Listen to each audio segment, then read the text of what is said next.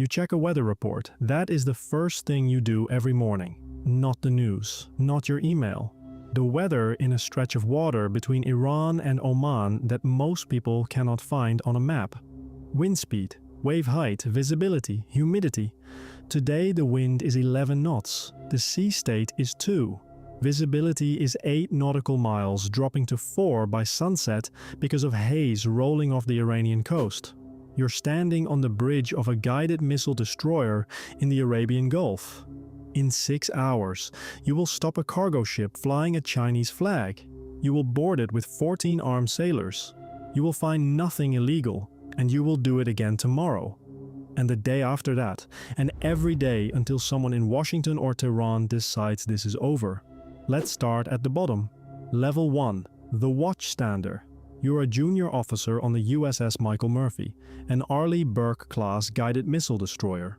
309 feet long, a crew of 329. Your job is standing watch on the bridge, 4 hours on, 8 hours off, repeat. You stare at a radar screen. Green lines sweep in circles. Every blip is a ship, container vessels, oil tankers, fishing dhows, Iranian fast attack craft pretending to be fishing dhows. Your supervisor is a lieutenant commander named Reyes. She has been in the Gulf 3 times. She drinks coffee from a thermos she brought from San Diego. She never sits down during a watch. Reyes tells you the most dangerous thing in this strait is not a missile. It is a misidentification. A fishing boat that turns out to be a mine layer. A tanker that turns out to be carrying weapons. A blip on the radar that turns out to be nothing. Until it isn't. You log every contact. Bearing, speed, course, flag. You radio each one on bridge-to-bridge channel 16. Most of them answer. Some of them do not. The ones who do not answer are the ones Reyes watches. Level 2. The boarding officer. You are promoted to lead a visit, board, search, and seizure team. VBSS. 14 sailors. Armed. Trained to take control of a merchant vessel in under 4 minutes. Your first boarding is a Panamanian flag bulk carrier hauling fertilizer from Karachi to Basra. Routine. The captain is cooperative. He provides his manifest. You verify the cargo. You photograph every hold. You leave. Your second boarding is different. A Liberian flag tanker bound for Bandar Abbas. That is an Iranian port. Under the blockade, it cannot proceed. You approach by rigid hull inflatable boat at dawn. The sea is calm. The tanker's crew watches you from the rail. Nobody waves. You climb the pilot ladder. Your team secures the bridge in 90 seconds. The captain is Turkish. He speaks limited English. He shows you his charter contract. He was hired to deliver crude oil. He did not know about the blockade. Or he says he didn't. You radio your ship. Your commanding officer radios 5th Fleet headquarters in Bahrain. Bahrain radios CENTCOM in Tampa. Tampa takes 45 minutes to respond. The answer comes back. Divert the vessel to an anchorage off Fujairah.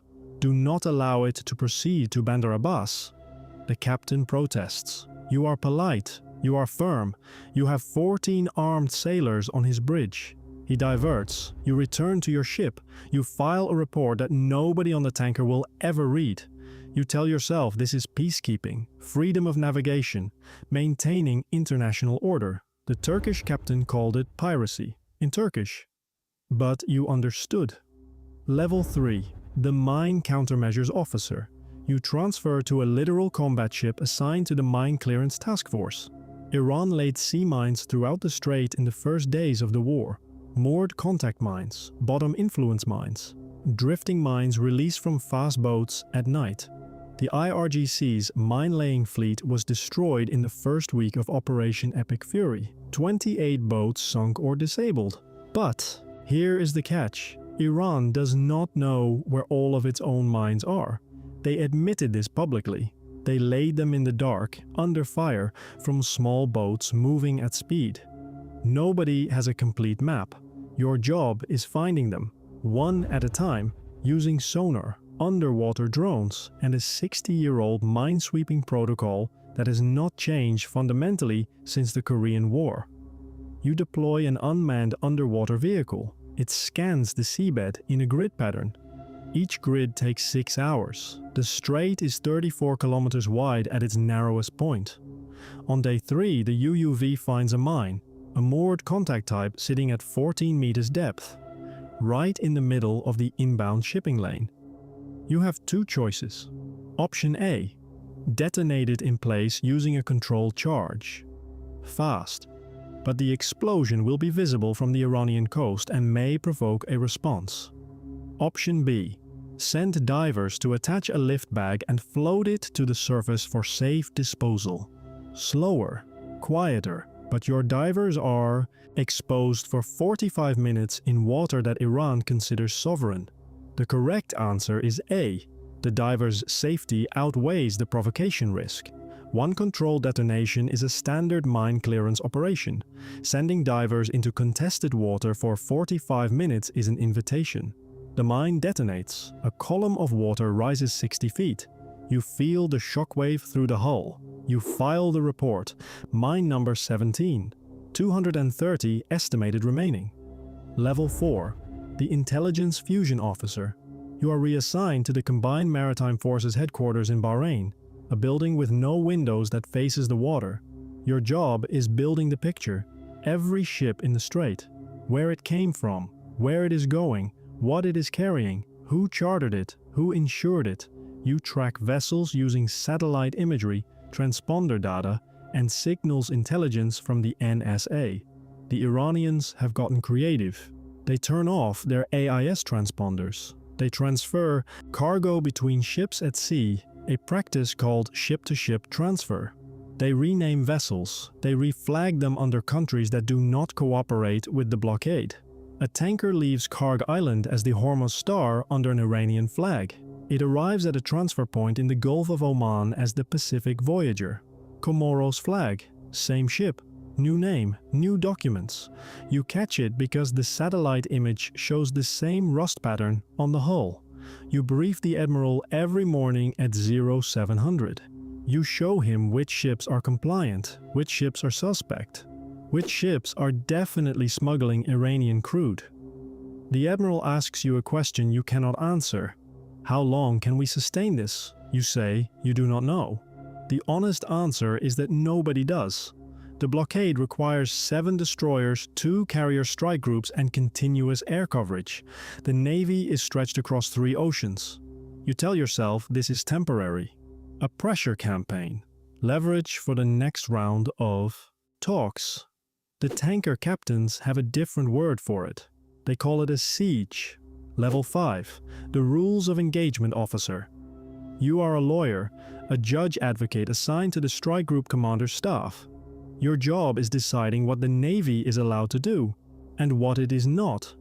The blockade is legal under international law, barely. A belligerent blockade requires a state of armed conflict. The United States and Iran are technically in a ceasefire. Whether a ceasefire constitutes an ongoing armed conflict is a question that international lawyers have been arguing about since 1949. You do not have time for that argument. You have a destroyer commander on the radio. He wants to know if he can fire warning shots at an Iranian fast attack boat approaching the blockade line at 40 knots. You have 90 seconds to answer. The rules of engagement say yes if the vessel demonstrates hostile intent. Hostile intent includes approaching at high speed without responding to radio, warnings, weapons visible on deck, or maneuvering to position for a missile launch. But here is what the rules do not say. They do not tell you the difference between a fast attack boat testing the line and a fast attack boat beginning an attack. The difference is about 4 seconds. You authorize the warning shots. The Iranian boat turns away at 800 meters. You file the report. You note the time. You note the bearing. You note that the boat was not armed, or appeared not to be. You tell yourself you made the right call. The 4-second window never opened. You go to your rack. You do not sleep. You think about the 4 seconds. Level 6. The Commodore. You command Destroyer Squadron 50, 5 ships, 1,200 sailors. You are the senior surface warfare officer in the Strait. Your ships enforce the blockade in 12-hour rotations. Day shift, night shift, no days off. Your biggest problem is not Iran, it is exhaustion. Your crews have been at sea for 109 days. The deployment was supposed to last 7 months. You're in month 4. The extension has not been announced yet, but everyone knows it's coming. Morale is a word people use in briefings. On the ship, it looks like sailors sleeping 4 hours a night, eating the same meals on rotation, calling home on a satellite phone that cuts out every 30 seconds. You lose a sailor to a heat casualty on the flight deck. 117 degrees. He collapses during helicopter operations. The corpsman gets to him in time. This time, you have 2 choices. Reduce the operational tempo to protect your crews. Fewer boardings, longer rest cycles. But gaps in coverage mean Iranian smugglers slip through. Or maintain the current pace, full enforcement, full coverage. But your crews break down faster. The correct answer is A. Gaps in coverage mean smugglers slip through. But dead sailors mean congressional hearings and a new commander by Friday. You protect the crew. You compensate with drones. The interdiction rate drops from 94 to 88% at night. You do not report this as a reduction. You report it as an optimization. Reyes, your old watch officer from the Murphy, is now your chief of staff. She still drinks coffee from the same thermos. She tells you the crew of the Peterson has not had a port call in 91 days. You make a note. You file it where it will be seen by the right people. You do not ask for a port call directly. You mention crew readiness metrics in a brief that the Admiral will read. This is how you take care of people at this level, indirectly, through reports that nobody admits are requests. Level 7. The Strike Group Commander. You are a Rear Admiral. You command Carrier Strike Group 12, an aircraft carrier, a cruiser, 4 destroyers, 2 submarines, 8,000 sailors. Your responsibility is the entire blockade. Every ship that enters the enforcement zone, every boarding, every intercept, every mine clearance operation. CENTCOM Commander Admiral Brad Cooper calls you directly. He asks whether the blockade is holding. You say yes. 94% of Iranian origin cargo has been interdicted. He asks about the 6%. You say those are ship-to-ship transfers happening beyond the enforcement zone, in international waters off Oman. You can see them on satellite. You cannot legally touch them. He asks what you need. You say 8 more ships. He says the Pacific Fleet is already asking the same question. The Navy has 296 ships. It needs 400.